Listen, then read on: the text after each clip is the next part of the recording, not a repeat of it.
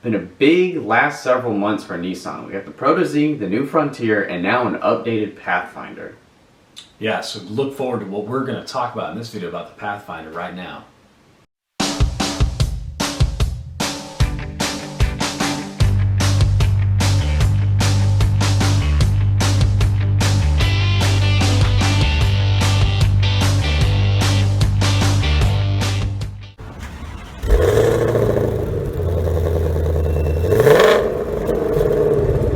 So in a previous video, we talked about how it was finally time for Nissan to update the almost 20-year-old Frontier. And now they've updated the Pathfinder.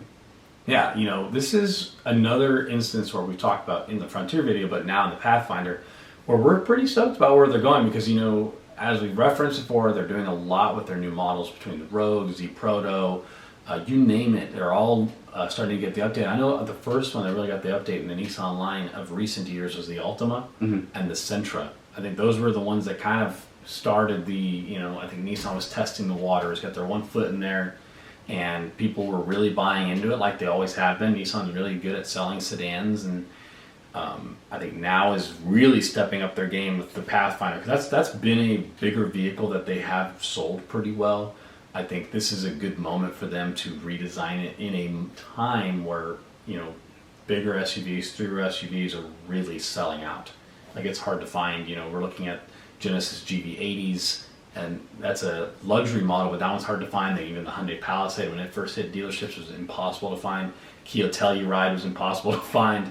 And now you even have Volkswagen that just redid the Atlas and have the Atlas Crossport, and now they even did the redesign of the Atlas after only 2 years of being a model. Yeah, so with this redesign, it brings the Pathfinder even more towards into the modern age, because it wasn't as bad as the Frontier. Like, Frontier was pretty bad the last several years. But with all these new interior features and tech and just the nice materials that they put into this vehicle, now again, disclaimer, the pictures we're seeing, of course, are always going to be the nicer trim of any model. But, yeah, you don't want to come out, hey, check out our cloth seats and our roll down windows in our new 2022. No, but it is a nice looking vehicle on the interior, and I don't think the Pathfinder was that bad in the previous generation, but they've still improved this one for sure. So yeah, I mean, this is important for Nissan to really update the Pathfinder into modern, like a modernized look, even the tech. You got a bunch of different people out there in the market that are grabbing that market share because, you know, people are like requesting to have that. We know that there's some of you guys out there that really could care less about some of these tech features, but you're not the other 80 to 90% of the car market that really cares about just having good standard features. Now, it is going to be carrying over a lot of the pre-existing powertrain options, except we're kind of excited they're moving away from the CVT and getting a 9-speed automatic, which I think that is something that Nissan has needed to do for a very long time. The CVTs have gotten a lot of ridicule, and for good reason. The criticism has been harsh because the CVTs have been unreliable in the road. There's been a lot of recalls on that. A lot of warranty work has been having to get done just because they weren't doing as well. But I think going to a 9-speed automatic, it's more predictable from a mechanic standpoint. It's like you got the actual gears rather than that CVT technology going on. But outside of that, I think this is a good direction for the Pathfinder.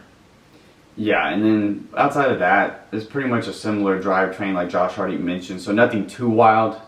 We keep referencing the Frontier video, but in that we talked about how they weren't doing anything wild to change up the engine or transmission. I mean, outside the 9-speed automatic, which is fine. You don't need anything wild in your 3-row SUV here. Right. And I mean, we talk about this all the time. SUVs and trucks are king in the U.S. market right now. And doing stuff like this, making these models stand out more compared to the competition, you got to do more with SUVs. With sedans, they don't have to do as much because with Ford, Chevy, GM, and FCA, they've cut pretty much almost all of their sedans, so that's less competition for Nissan. And I mean, to be honest, if you were going to buy a sedan, if you weren't getting a Fusion or a Malibu, you were probably going to a Toyota, a Nissan, or even a Honda. Anything that's not made in the US, because these Japanese makes have the sedan down to a T. Like, that's why. And even the Korean makes. Even the Korean makes. Hyundai and Kia, those are great options as well. 100%. Those people have been stepping up the sedan game, and they've almost pretty much divided and conquered. So that's the reason why they're probably not putting as much effort into these sedans. Like, yeah, they're going to update them every once in a while because they got to compete to all those Japanese and Korean makes we just mentioned. But with SUV, now you got to worry about all the Fords, all the Chevys, and everybody has an SUV. They're all there. Yeah.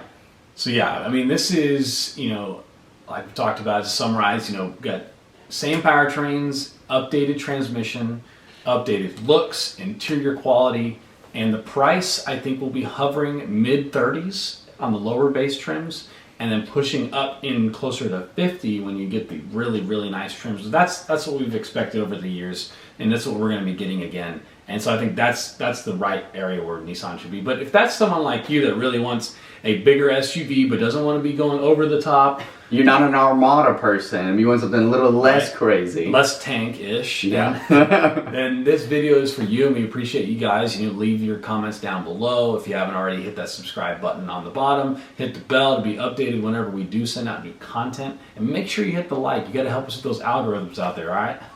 Yeah, so that'll wrap up this episode of Gulf Coast Gearheads.